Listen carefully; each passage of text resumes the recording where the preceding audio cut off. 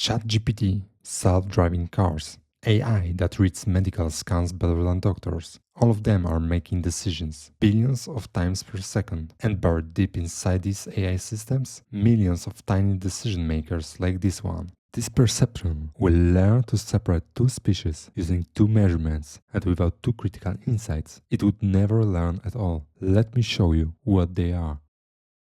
Every day, AI makes binary decisions everywhere. Is this email spam or legitimate? Is this transaction fraud or authentic? Is this a cat or a dog? Should we approve this law or deny it?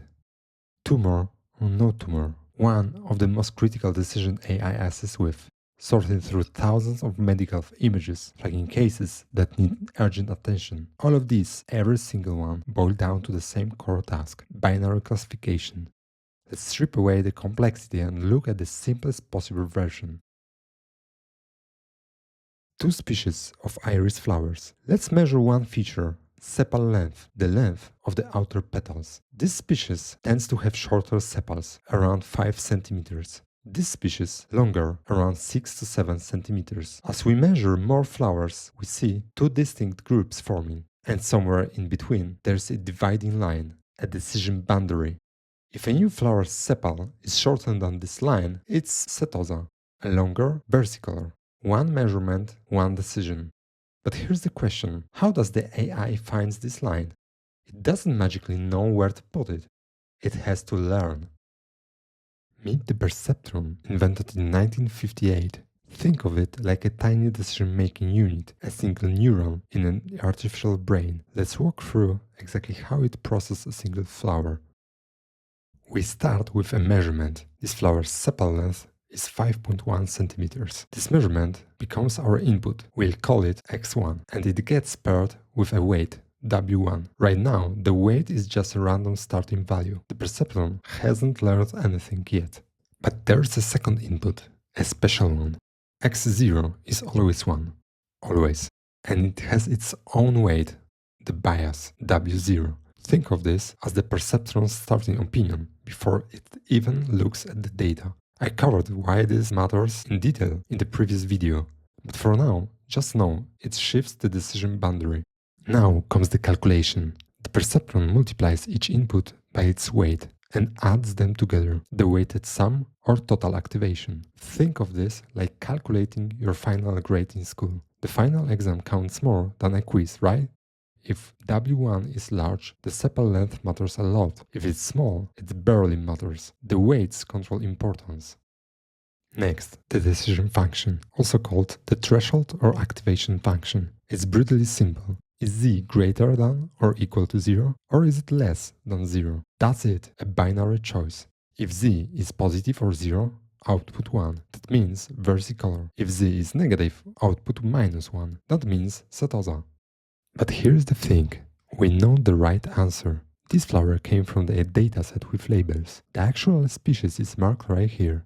So now we can compare what did the Perceptron predict versus what should it have predicted. If they don't match, we have an error, and that error tells us how to fix the weights. The update rule takes the actual label, subtract what we predicted, and multiply it by the input. This gives us the correction. If the Perceptron was right, actual minus predicted is 0, no update needed. But if it was wrong, the formula tells us exactly how much to adjust and in which direction. And that correction flows back to the weights. W1 gets adjusted, W0 gets adjusted. That's one learning cycle. And if you watched my previous video, you saw this work perfectly with one feature. But we are about to discover why one feature isn't enough, and that discovery will lead us to the first critical insight. With 10 examples, 5 of each type, we got lucky. Clean separation, but collect 20 examples. Real-world data. See that? The boundary is breaking down. The more data you have, the more obvious the problem becomes. No matter where you draw the line, you are wrong. These groups are not linearly separable. It's like trying to tell cats from dogs by only weighting them. Sure, most dogs are heavier than most cats, but what about Chihuahua? What about the Maine Coon? Weight alone isn't enough. This is the first problem. We need more dimensions. So we add a second measurement, sepal width. Watch what happens when we plot both together. One group forms here, longer but wider. The other group, shorter but narrower. They are completely separated now. And there's our boundary. Clean, simple, solvable. This is why AI systems are high-dimensional. Your face isn't recognized by one feature. It's the distance between your eyes, the shape of your nose, your jawline, the curve of your lips, all combined. Imagine a circle of data points. One species in the center, another on the outer ring. In 2D, no straight line can separate them. But add third dimension, lift the circle into a paraboloid, and suddenly a flat plane can split them perfectly. This is a fundamental principle. Patterns that are invisible in lower dimensions become obvious in higher dimensions. But our perceptron was built for one feature. To work in 2 dimensions, we need to upgrade it. Simple. Add another input, x2, our second measurement. Give it its own weight, w2.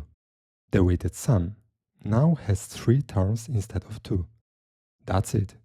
Same perceptron, same learning rule, just more inputs. But does it actually learn the right boundary? Let's find out. First up, a setosa flower. Sepal length is 5.1 centimeters, width is 3.5 centimeters. These measurements flow into the perceptron. x0 is always 1, that's our bias input. x1 is 5.1, sepal length.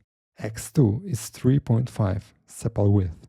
The weights. Remember, the perceptron hasn't learned anything yet, so these are just random starting values. The weighted sum equals negative 0.0321.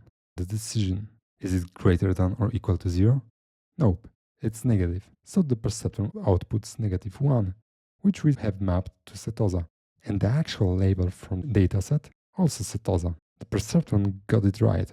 Actual minus predicted is 0. No error, no update. The weights stay exactly the same. Let's see what happens with the second flower. Sepal length is 7.0 centimeters, width is 3.2 centimeters. The weighted sum equals negative 0.042. Is it greater than or equal to 0? No, so the perceptron predicts setosa, but the actual label versicolor. The perceptron made a mistake, and now it corrects itself. Actual is 1, predicted was negative 1. The difference is 2. Multiply that by each input. These corrections flow back to the weights. Notice something? These updates are massive compared to the original weights. W1 was negative 0.006. Now we are adding 14 to it. That's more than 2000 times bigger, and that's a problem. Here's what happens. The decision boundary starts here, way off. First update, it jumps 2 units to the right. Second and third updates, another big jump. Now it should pass the data too far right. Fourth update, it overshoots back to the left and it keeps bouncing left, right, left, right. The updates are so large that every correction overshoots the target. The boundary never settles into the sweet spot around here. It's like adjusting the shower temperature by cranking the knob all the way. Because the adjustments are too big, you never hit comfortable. The direction isn't wrong, the steps are just too big. This is the second problem. Uncontrolled updates destroy learning. Remember our update rule? Error times input. That missing piece is the learning rate. It's written with the Greek letter eta, and it simply controls how big each update step is. Think back to the shower. The hot-cold signal is the same. The learning rate is how much you turn the knob.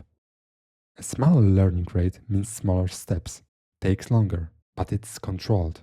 Instead of bouncing back and forth, the boundary eases its way toward a right answer. So, let's go back to our 2-feature example, but this time with a proper learning rate. Rate here is 0.1. That scales everything down by a factor of 10. Now the updates are manageable. Same perceptron, same data, 1 parameter added, and suddenly it learns. Problem 2 solved. Let's see what happens next. Epoch 2. The weights have changed. Here's that same setosa flower from before, the one the perceptron got right last time, but now wrong. It predicts versicolor when it should predict setosa. The perceptron made a new mistake, so it corrects again. And here's something important. The weights update after every single example, not at the end of the epoch. Immediately. One flower, one prediction, one correction. Second flower of epoch 2, that versicolor we got wrong before. This time, correct. The weights shifted just enough. No error, no update. We've only seen 2 examples, but in reality, I trained this perceptron on 100 flowers, 50 setosa and 50 versicolor, and it took 656 complete passes through all 100 examples before the perceptron stopped making mistakes. 2 insights. 2 dimensions gave us separability. The learning rate gave us convergence. Together, they gave us intelligence.